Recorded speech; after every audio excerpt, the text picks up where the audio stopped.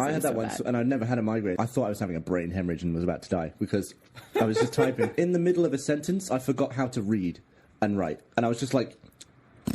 And I was trying to read what I'd just written. I couldn't focus. I was just seeing letters, and they weren't... You had a stroke. But I was just like... I could see all the letters, but I just couldn't make them into the sounds of words. And then I couldn't remember the name of the slow-mo guys. Couldn't remember it. And I was trying to read it. I was like, I don't know how to say this.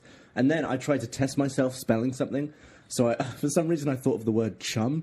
So I tried to type the word chum, and I ended up just passing out. And then when I woke up, I'd written the word jums. And that's why... You had a stroke. It sounds like a stroke to me. I had a similar thing where I lost my vision. I just went from stood up to on the back of my head. Yeah. My vision just blurred into one big colour. And apparently then I sat down in a puddle and just was looking around. And basically I went blind for 3 days. Because all the vision is on the back of the brain, so I just bruised it, apparently. Jesus Christ. Shit. That's fucked up. And I remember being in bed thinking, I'm going to throw up so bad because I was concussed. I remember crawling on my hands and knees because I knew where my toilet was. So I crawled into the toilet, threw up and crawled back. And my dad came in and he was like, you just threw up on the top of the toilet. Like... Yeah, I gotta say, what a caring father. You're gonna clean that up, Gavin. Did he, tape a sponge to one hand and, clean it to the other and go crawl back over there and clean it up?